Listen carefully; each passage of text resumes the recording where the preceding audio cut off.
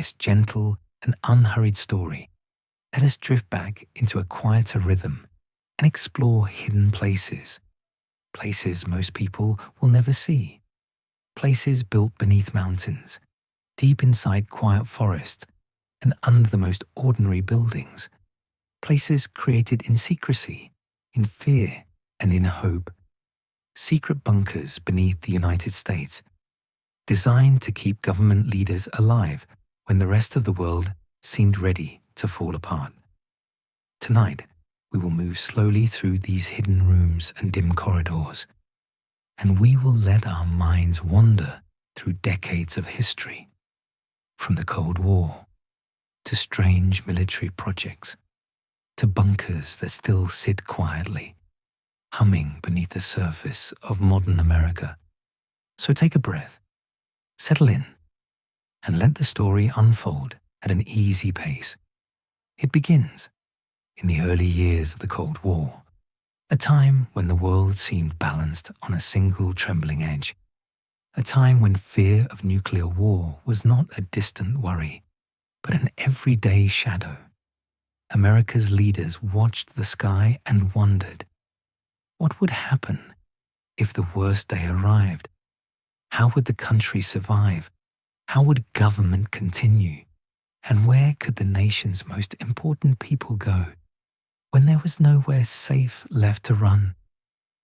The answer, whispered in darkened rooms and written in secret plans, was simple.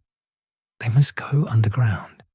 And so, in the 1950s, with Cold War tensions rising higher and higher, the United States began a massive secret construction effort.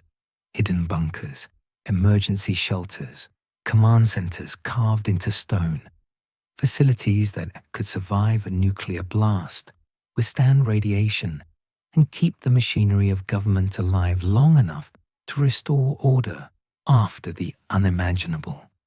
The public knew nothing. Congress knew only a little. And yet dozens, then hundreds of these facilities quietly appeared across the country, built under code names, protected by military secrecy, and hidden in plain sight. Tonight, we will explore the most famous, the most hidden, and the most mysterious of them all. We begin deep in the mountains of West Virginia, in a place known by a simple, almost friendly name, the Greenbrier. The Greenbrier is a beautiful, historic resort, a peaceful place filled with white columns, green lawns, and gentle mountain breezes. Guests arrive for decades to relax, to play golf, to enjoy small luxuries and quiet moments. But beneath their feet, beneath all the calm and beauty, another world existed, a world hidden, even from the staff who worked there. In 1958, the US government secretly approached the hotel's owners. The Cold War had grown colder. Soviet missiles were faster. The threat of nuclear attack was more real than ever. The government needed a safe place for Congress, every senator and every representative, to survive and continue working if Washington were destroyed. The Greenbrier was chosen. It was close enough to reach quickly, yet far enough to survive the blast. It had access to water, food, and transportation. And most importantly, its elegant appearance made it the perfect cover. Construction began quietly, disguised as a major renovation. Workers built massive underground chambers, blast doors weighing more than 20 tons, hidden power generators, air filtration systems, and enough supplies to keep over 1,000 people alive for months. All of it was hidden behind ordinary-looking walls and locked doors. The codename was simple: Project Greek Island. Inside, the bunker was a strange mix of ordinary and extraordinary. Long hallways, dormitory rooms, a cafeteria, a medical center, a giant, windowless room meant to serve as a substitute house chamber, and another for the Senate. It was a second U.S. Capitol, just buried underground. Secret employees lived at the resort for decades, pretending to work in television repair, while actually maintaining the bunker. They could never tell their families. They could never reveal the truth. For more than 30 years, the Greenbrier bunker waited quietly. Its engines tested every week, its food rotated, its lights checked, its systems humming. It was a backup heartbeat for the nation, hidden behind mountains and calm green lawns. And then, one day, the secret ended. In 1992, a journalist uncovered the truth, and the bunker's cover was blown. The government could no longer use it. The facility was deactivated. Today, visitors can tour its empty rooms, walking through a place once meant to hold the last surviving members of American government. But the Greenbrier was just the beginning. As the Cold War deepened, so did the network of secret shelters. Some were small, barely large enough for a handful of military officials. Others were unimaginably huge, and some still operate today, hidden behind classified walls. One of the most mysterious lies beneath Raven Rock Mountain, on the border of Pennsylvania and Maryland. Its official name is the Raven Rock Mountain Complex, but many call it simply the underground Pentagon. The facility is enormous, stretching deep inside the mountain with tunnels, command centers, emergency communication hubs, and enough space to support thousands of personnel. It was designed to survive a direct nuclear strike. Inside, giant blast doors stand like silent guardians.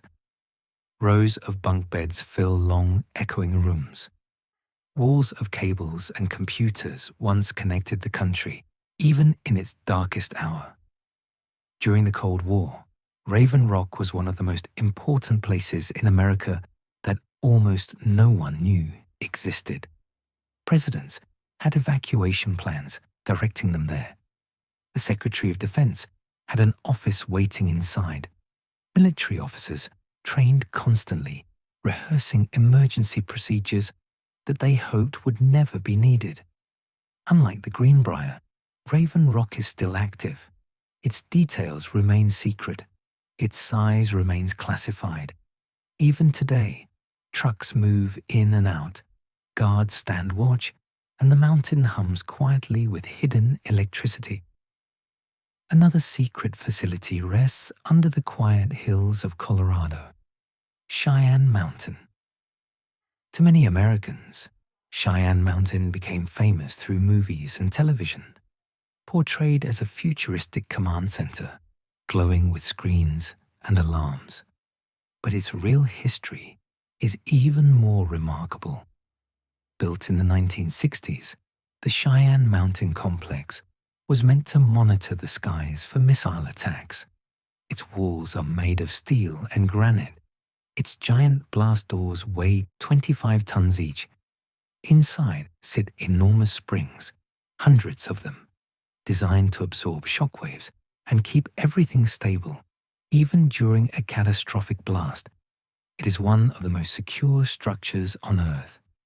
And deep inside, protected by rock and steel, the people working there could track anything, from nuclear missiles to satellites, to strange lights moving across space.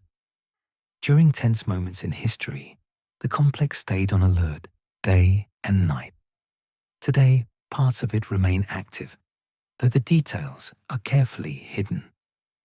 But there were even stranger bunkers, not only for government, but for ordinary Americans. Some were built in schools, libraries, parking garages, and even under private homes. Families practiced duck and cover drills. Cities installed fallout shelters beneath parks and sidewalks. Signs with yellow and black symbols marked doorways leading underground. In Washington, D.C., the government built secret tunnels connecting federal buildings. Some were small walkways. Others were fully equipped emergency shelters. One tunnel led from the capital to a bunker under the East Front Plaza.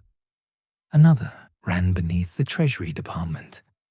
A third was rumored to reach the White House, though details remain locked behind classified files. And then there were the presidential bunkers. The most famous sits beneath the White House, known simply as the Presidential Emergency Operations Center, or PEOC. It became widely known only after the September 11th attacks, but its origins go back to World War II, and it has been expanded many times since. It is a fortified space meant to secure the president, the vice president, and essential staff during national crises. Deeper and more elaborate shelters were built at Mount Weather in Virginia. This facility is still active, still secretive, and still protected. It contains offices, dormitories, a fire department, a police force, and even underground roads. It is a hidden city waiting beneath the earth. For decades, Mount Weather was the ultimate destination for government officials during a national emergency. Evacuation plans, written on classified documents, instructed helicopters to rush leaders there the moment danger appeared. The public never knew. And then, one spring morning in 1974, the truth almost escaped. A plane crashed into the mountain. Accidental, tragic, and unexpected. Rescue teams arrived. Journalists tried to understand what the building was. Local residents had questions. But the government kept silent. The secret held, though barely. Only in the early 2000s did Americans learn just how important Mount Weather was. Even today, its full layout and capabilities remain unknown. The pattern continues. Hidden places, secret corridors, quiet rooms deep beneath the surface. But the story of underground America is not only about buildings. It is also about the people who lived with these secrets. Military officers who slept underground for months. Engineers who tested generators in the middle of the night. Technicians who were forbidden from telling their families where they worked. Drivers who delivered classified equipment through unmarked gates, and countless others who kept these strange places alive, waiting for the day they hoped would never come. There were fears, there were mistakes, and there were close calls. During the Cuban Missile Crisis, bunkers across the country activated. Lights flickered on, doors locked. Personnel waited in tense silence for instructions, wondering if the world outside was about to disappear. Decades passed. Wars ended. New threats emerged. Technology changed. And yet the underground network remained. Some bunkers were abandoned. Some were repurposed. Some were dismantled. And some grew even larger, expanding quietly in the shadows. Even today, new facilities are built. Their names are classified. Their locations are protected. Their missions are known only to a small circle of officials. But the idea behind them has never changed. They exist because the United States believes it must survive, no matter what. Government must continue. Leadership must endure. And in the darkest possible day, someone must remain to rebuild. These hidden bunkers are the physical expression of that belief. They are reminders of decades of fear, decades of planning, and decades of secrets kept beneath American soil. If you walked above them today, you would never know. The grass would sway gently in the wind. Birds would circle overhead. Cars would pass quietly along empty roads. Visitors would stroll through parks, never imagining what lies far below. But deep in the earth, the halls remain. The blast doors stand ready. The backup generators wait patiently, and the quiet air still carries the faint echo of a time when the world stood on the edge. Tonight, we leave these hidden places behind, slowly rising back toward the surface, toward calmer air, toward the warm sense of safety that comes from knowing the world continues to turn peacefully. And as we drift out of this story, we carry with us a gentle reminder that history is not only written in the open light of day, but also in the quiet shadows beneath our feet, where secrets sleep patiently in the dark.